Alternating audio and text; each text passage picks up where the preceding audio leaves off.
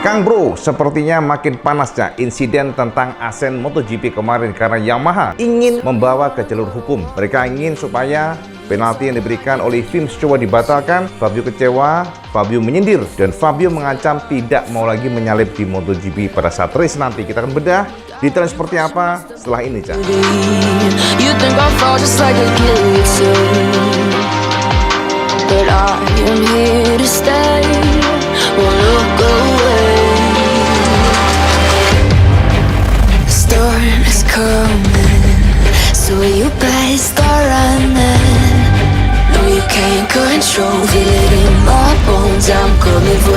Assalamualaikum warahmatullahi wabarakatuh. Kang Bro, IWP kali ini ingin membahas tentang Fabio lagi karena ternyata, Cak, penalti Asen tidak usai sampai di sana sebab tim dari Yamaha merasa bahwa ini tidak adil, ini tidak fair, dan Yamaha sangat murka, Yamaha sangat marah. Dan ini juga ditegaskan oleh Lin Jarvis sebagai direktur dari Yamaha Monster Energy yang mengatakan bahwa mereka ingin membawa ke ranah hukum. Nah, kita akan mencoba untuk bedah pelan-pelan, Cak, seperti apa sebenarnya dan bagaimana bisa se-ekstrim itu. Karena kita tahu bahwa Fabio Quartararo ternyata juga sangat marah ya. Fabio bahkan menyindir dari Tim Stewart, ini tidak adil, ini bisa merusak tontonan MotoGP sebab Tim Stewart menjalankan tugasnya dengan standar ganda.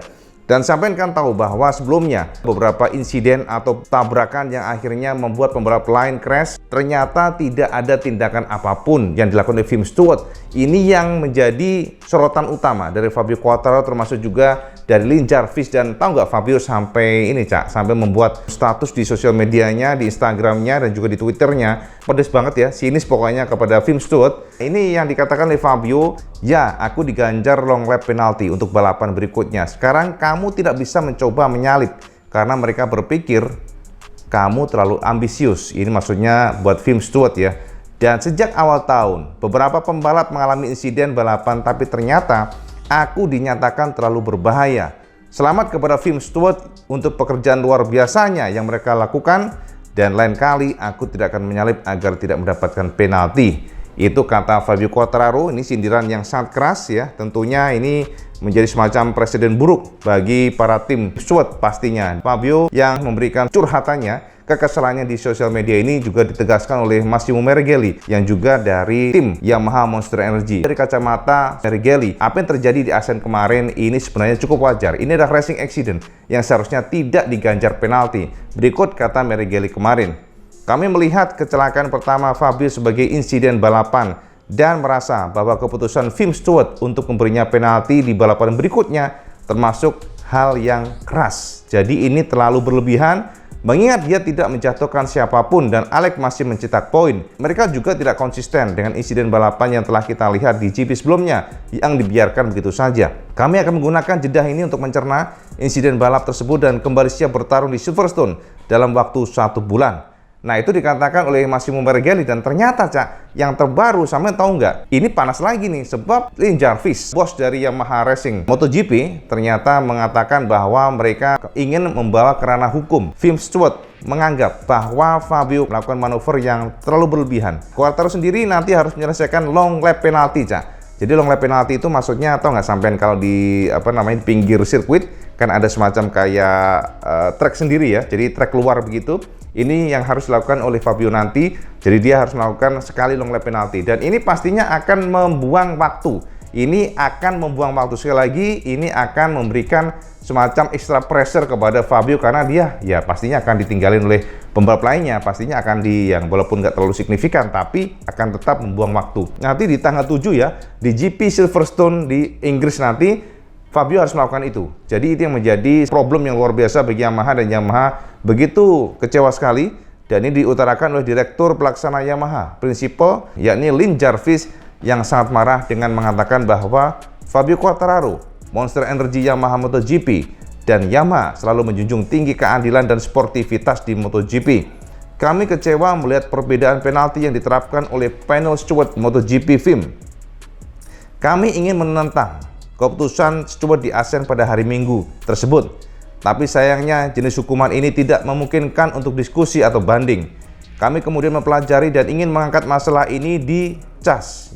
Jadi ini ada semacam pengadilan arbitrasi olahraga, Cak ya. Tetapi bahkan di sana, masalah seperti itu tidak dapat diganggu-gugat. Justru karena alasan-alasan ini, aku sangat berharap keputusan ini dibuat harus benar, adil dan konsisten serta masuk akal. Jadi ini ditegaskan oleh Lin Jarvis ya, bahwa mereka sudah sempat mempelajari untuk banding ke CAS ya, semacam arbitrase banding olahraga ya, semacam pengadilan olahraga lah. Dan ternyata memang ini adalah salah satu penalti yang tidak bisa dibawa banding karena ya itu tadi ya, itu sudah mutlak, sudah menjadi otoritas dari Film Stewart, dan inilah membuat Yamaha kecewa. Jadi ini sangat luar biasa Cak dari kacamata pribadi IWB, bagaimana tidak pembalap MotoGP dan juga tim sangat kecewa. Kita bisa katakan case-nya sedikit mirip. Namun kalau kita perhatikan memang Nakagami ini crash-nya kan tidak seolah-olah dia mendekati pembalap lain. Jadi crash-nya itu adalah dia kehilangan traksi depan pada saat braking pada kondisi lurus. Jadi ini memang berbeda di mana Fabio itu menusuk. Jadi menusuk secara sengaja ke dalam tikungan tanpa kalkulasi yang tepat. Namun apapun itu Cak, walaupun secara secara case itu berbeda, tapi kalau dari kacamata pribadi tetap sih sebenarnya penalti yang diberikan ini memang over dari kacamata pribadi. Jadi menurut BB memang berlebihan, dan sama juga tahu bahwa Fabio saat ini sedang berusaha keras untuk meraih juara dunia atau mempertahankan juara dunia di 2022 ini, sehingga setiap jengkal keputusan Film Stewart akan sangat berdampak pada perolehan poin. Ini yang saat ini menjadi fokus Yamaha, sehingga Yamaha mengatakan bahwa mereka sangat kecewa dan sempat ya akan dibawa ke ranah hukum, sudah dipelajari, namun ternyata mental. Itu adalah update yang terbaru ya. Ya memang kita kalau ngomongin mengenai MotoGP ini tidak serta-merta semuanya itu sesuai harapan Cak. Kita tahu bagaimana dulu Valentino Rossi yang juga diganjar penalti di tahun 2015 sehingga dia harus start dari belakang, paling belakang. Padahal semuanya juga menganggap bahwa saat itu Marc Marquez mengganggu Valentino Rossi. Yang pasti tidak mungkin Film Stewart itu bisa memuaskan semua pembalap, semua tim. Namun memang ada beberapa case di mana kadang-kadang kita melihat bahwa Film Stewart ini kurang proper. Kadang-kadang walaupun kita tahu bahwa mereka adalah orang-orang profesional, orang-orang luar biasa, mantan pembalap dan dipilih oleh Dorna, yang dipercaya oleh Dorna untuk mengawasi setiap jengkal gerakan dari para pembalap. Dan memang MotoGP itu keras. Pembalap MotoGP itu strict, penuh dengan intrik, ban goib katanya ya. Ada beberapa yang percaya bahwa ini adalah konspirasi. Kenapa Fabio luar biasa dengan Michelin sementara para pembalap lain seperti kesulitan.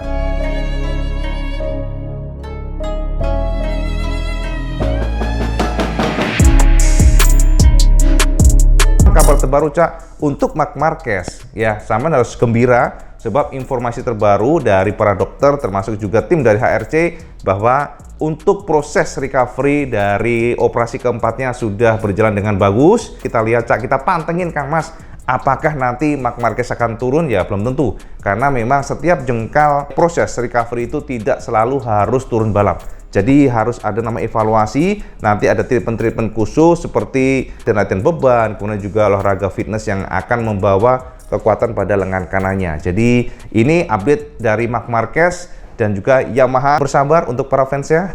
Jadi ini adalah kondisi yang memang tidak mengenakan bagi tim Yamaha, harus menjalani long lap penalti. Ini artinya ya berpotensi kehilangan angka itu pastinya. Tapi kalau dari sisi pribadi bersabarlah. Sebab jika nanti Fabio Quartararo sudah diganjar seperti ini, tetap juara dunia akan lebih manis. Ini luar biasa kan pastinya. Jadi memang sekali lagi semuanya sudah dihitung oleh Film Stewart, semuanya ada peraturan, semuanya dikalkulasi dengan jelimet. Namun kadangkala dari kacamata pribadi, ukuran dari ambition, dibilang sih ambisius ya.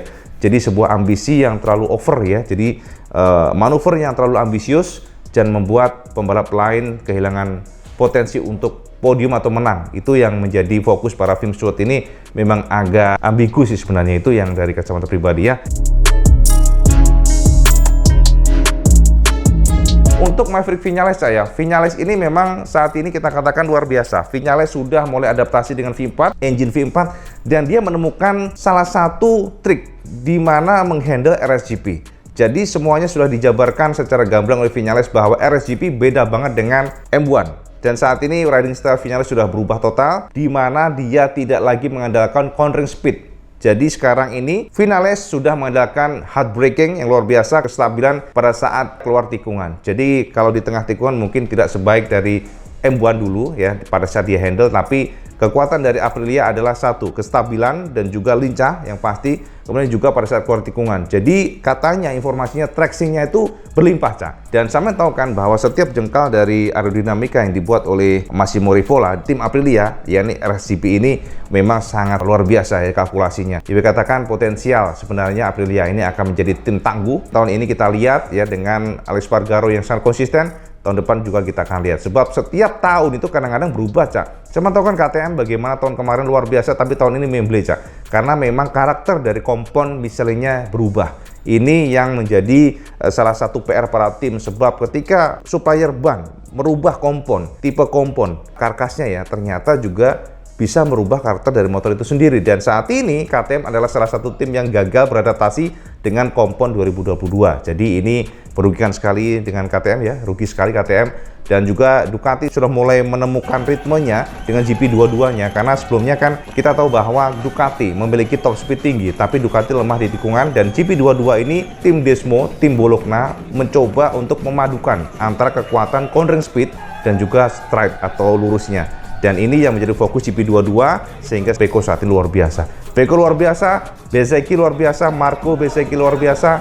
Jadi Marco ini juga salah satu tim dari Moni ya, tim Moni VR46 yang juga luar biasa. Sampai dia mengatakan bahwa kemenangan ini untuk Valentino. Terima kasih atas semua supportnya dari tim VR46 Academy. Jadi dia mengatakan terima kasih, ini luar biasa buat si Bezzecchi. Dan Luca Marini kecewa karena sempat disodok Joan Mir, sodok ya kemarin Joan Mir. Jadi kita tunggu saja seperti apa ke depan. Yang jelas, Cak, line up MotoGP akan lebih update pada next video, pada next pembahasan supaya lebih gamblang, lebih tajam. Jadi kita nanti bisa bahas secara detail, Cak. Itu aja update benaran. Seperti biasa, kalau kalian suka video ini, like, share, dan subscribe. Jangan lupa sholat 5 waktu, karena ini paling penting. Assalamualaikum warahmatullahi wabarakatuh. Salam sejahtera.